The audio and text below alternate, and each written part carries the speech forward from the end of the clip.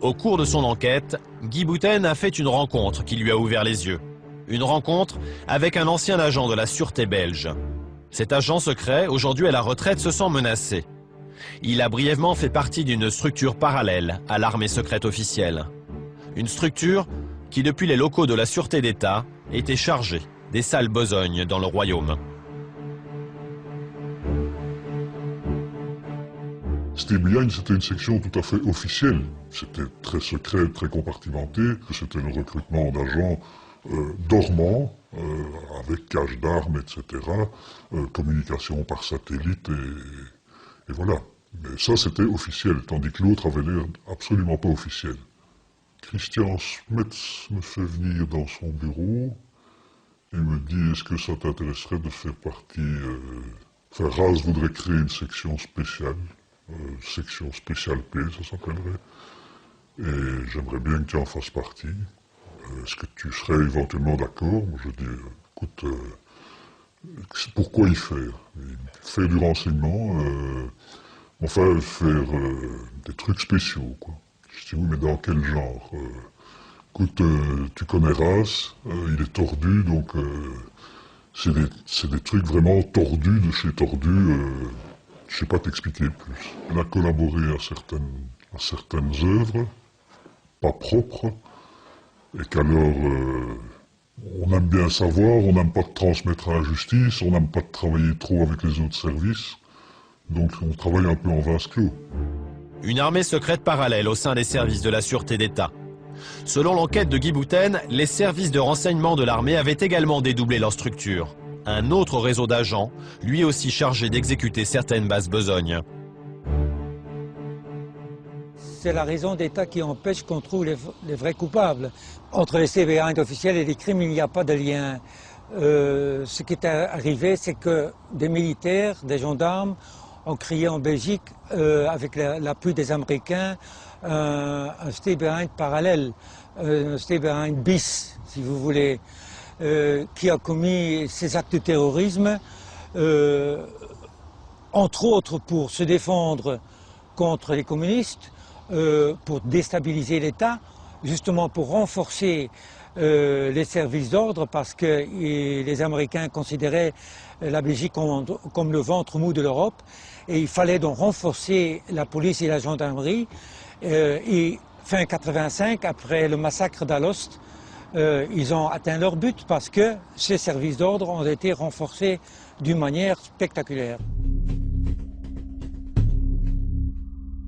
Les États démocratiques étaient-ils au courant de l'existence de ces armées secrètes? Est-ce que leur Parlement connaissait les activités de ces armées de l'ombre? Qui contrôlait réellement ce réseau au sein des pays membres de l'Alliance?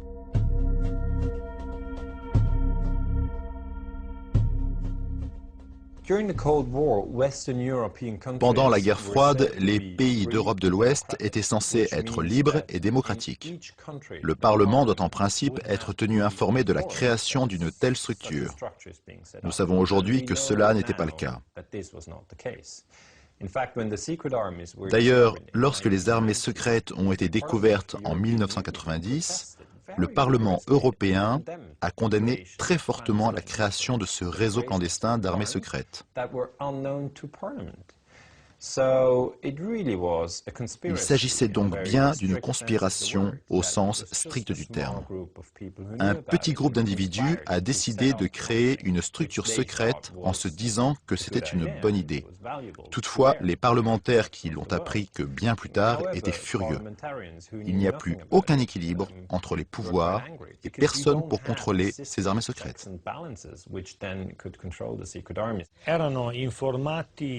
Étaient au courant les politiques qui avaient été sélectionnés par la CIA. Les services secrets militaires étaient au courant, notamment le chef qui gérait au sein des services une unité totalement dédiée à l'armée secrète. Était également au courant, au cours des 40 années qui ont suivi la guerre, quelques hommes politiques, des ministres de la Défense, quelques présidents du Conseil, enfin quelques secrétaires d'État tels Cossiga, qui est ensuite devenu président de la République. Une absence quasi totale de contrôle démocratique dans la plupart des pays de l'OTAN, des armées sous contrôle américain, des alliances avec l'extrême droite. Jusqu'où ces armées secrètes sont-elles allées dans les manipulations politiques? Jusqu'où sont-elles allées dans la terreur? Je voudrais rappeler qu'il existe un document du département d'État américain qui date du début des années 70 et qui concerne la France et l'Italie. Ce document fait référence à la politique internationale d'alors du département d'État. Il y est dit qu'en Occident devaient être utilisés des instruments particuliers tels que l'infiltration des mouvements de gauche ainsi que ceux dont la ligne politique divergeait de celle des autorités en place. Il y est dit que peu à peu, il faut gravir certains échelons en faisant d'abord des attentats démonstratifs pour aller jusqu'aux moyens extrêmes. En fait, il fallait faire en Italie ou en France comme ce qui était fait au Vietnam. Tout cela parce que dans ces deux pays, il y avait des partis communistes et socialistes puissants. Le document cité par l'ancien juge antiterroriste Casson est un manuel d'instruction militaire top secret, signé par le général américain Westmoreland. Il préconise notamment l'emploi de méthodes comme le terrorisme pour lutter contre l'ennemi communiste.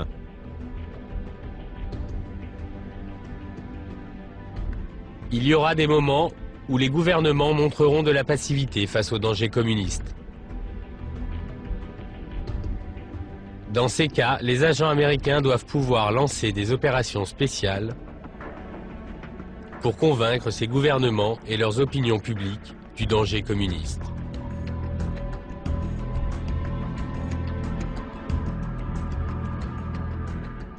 Décrié par la CIA, ce document a toutefois été authentifié par Ray Klein, un des anciens directeurs de cette même agence.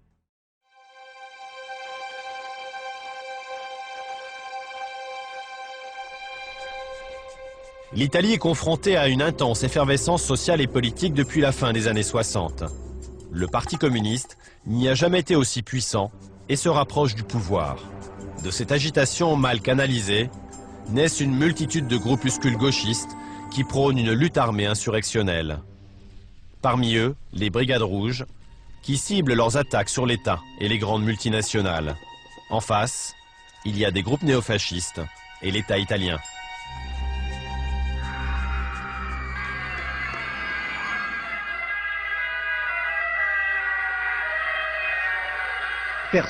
Personne ne sait au juste combien il y avait de voyageurs dans le restaurant et les deux salles d'attente au moment de la catastrophe. Une catastrophe dont on ignore encore si elle est accidentelle. On a évoqué l'hypothèse de l'explosion d'une chaudière ou si elle est due à un attentat terroriste. La terreur. Le 2 août 1980 à 10h25, une bombe explose dans la salle d'attente deuxième classe de la gare de Bologne en Italie, soufflant tout le bâtiment. Le bilan est de 80 morts, 200 blessés, dont des dizaines très grièvement.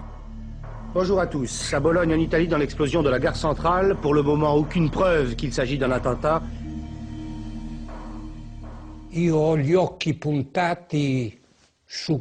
J'avais les yeux pointés sur Cossiga et Santo Vito. Je me souviens que Santo Vito voulait nier les faits objectifs. Il préférait dire qu'il s'agissait sans doute d'une explosion due à une fuite de gaz. J'ai tout de suite eu le sentiment que le chef des services secrets connaissait la vérité et qu'il voulait brouiller les pistes de l'enquête. Le sénateur Sergio Flamini est aux côtés des plus hautes autorités italiennes à Bologne dans les heures qui suivent l'explosion. La police soupçonne spontanément les Brigades Rouges. Le gouvernement de Francesco Cossiga accrédite la thèse de l'accident, puis celle de l'extrême gauche. Plusieurs groupuscules d'extrême droite ont pourtant revendiqué l'attentat. Cette impression de manipulation, cette tentative de pollution d'une enquête, un homme, le procureur de la République de Bologne, va la subir de plein fouet.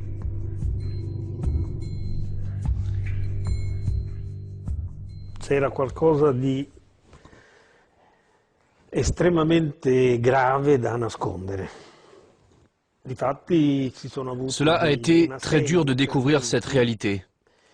Dès les premiers instants de l'enquête, il y a eu une série impressionnante de gesticulations de nos services secrets, notamment le SISMI, qui était en fait aux mains de la loge maçonnique P2.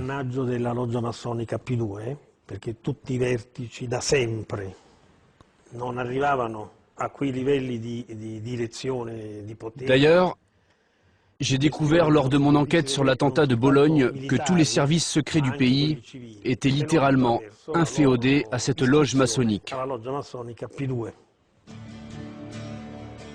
En dépit d'obstacles considérables et de nombreux bâtons mis dans les roues de l'enquête, la police arrête les membres d'un groupe d'extrême droite appelé NAR, les Noyaux Armés Révolutionnaires. En 1995, ils sont reconnus coupables d'avoir commis l'attentat de Bologne et d'homicide volontaire, au terme d'une procédure judiciaire qui a duré plus de 15 ans. Un verdict à minima qui ne satisfait pas complètement les parties civiles de Bologne.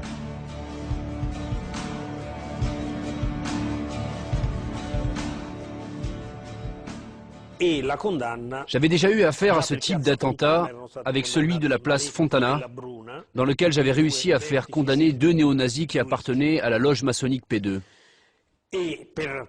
Pour Bologne, j'ai réussi à faire condamner les 3 terroristes coupables et aussi, cette fois-ci, ceux qui les avaient protégés.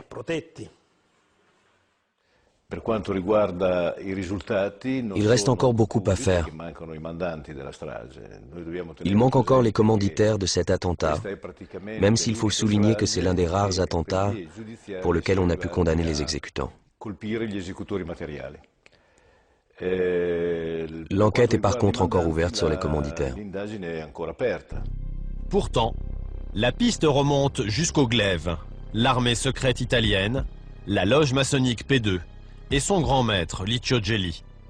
C'est lui qui aurait manipulé ces néo-nazis avec le soutien de responsables du service secret militaire italien. Faute de preuves scientifiques déterminantes, ils ne sont accusés que d'avoir fait obstacle à cette enquête. Entre autres, quand on regarde de près l'enquête qui a été menée sur cet attentat, on s'aperçoit qu'elle a sans cesse été sabotée.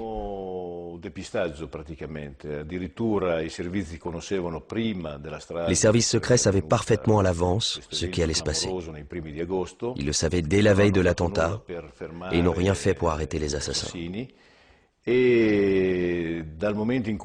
À partir du moment où il était évidemment impossible de dire que c'était autre chose qu'un attentat, il y a eu sabotage de l'enquête. Et ça continue encore aujourd'hui. Il s'agit en fait d'un moyen de protéger ceux qui ont commandité cet attentat. Gelli, Pazienza et des responsables des services secrets sont condamnés à plusieurs années de prison.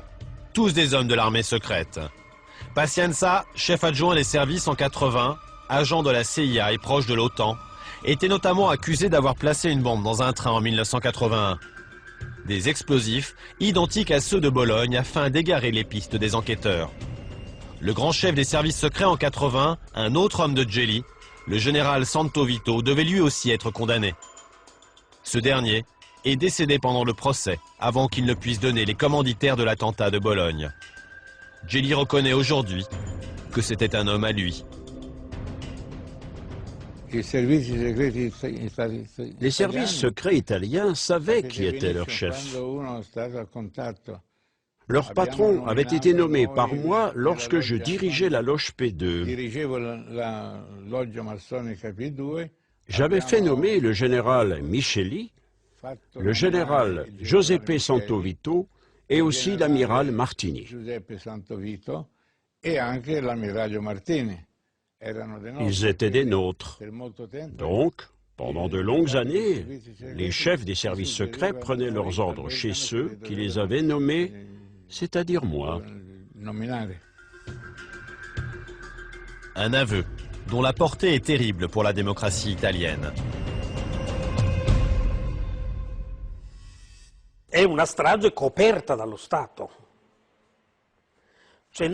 C'est un attentat couvert par l'État. Cette obstination, tous ces efforts mis en œuvre par les plus hautes instances politiques pour couvrir les véritables coupables n'ont aucun sens.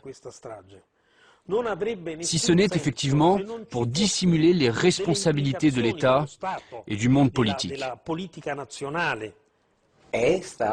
C'est effectivement un cas de terrorisme d'État, un cas de guerre secrète, d'opération clandestine qui a eu lieu pendant ces années.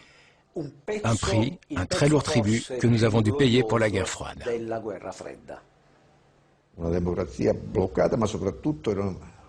Une démocratie bloquée, une démocratie manœuvrée depuis l'extérieur. Notre pays était manœuvré par la CIA. Les choix des présidents de la République, ceux des chefs des gouvernements étaient tous décidés depuis l'étranger. Je l'ai compris très tard, beaucoup trop tard.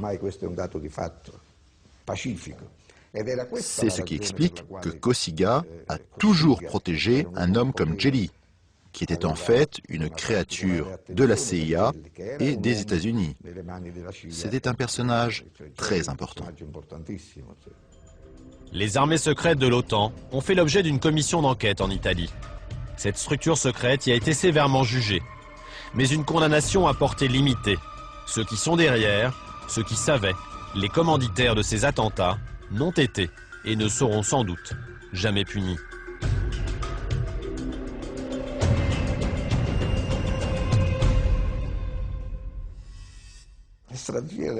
Cette stratégie de la tension visait à déstabiliser l'ordre public pour stabiliser l'ordre politique. C'était ça, cette philosophie. Ceux qui ont utilisé cette stratégie dans le monde politique visaient en fait à rendre toute alternance politique impossible. Ils voulaient un régime pérenne, comme cela est le cas aujourd'hui. À part l'Italie, la Belgique et la Suisse, dans le reste de l'Europe, aucun responsable politique et militaire n'a eu à rendre de compte sur les armées secrètes. À part ces 3 pays, aucune commission d'enquête n'a tenté de faire la lumière sur ces armées secrètes. Quant aux États-Unis et l'OTAN, les maîtres d'œuvre de ces armées, ils n'ont jamais voulu réagir. Nous leur avons pourtant demandé de s'expliquer. Nos questions sont restées lettres mortes.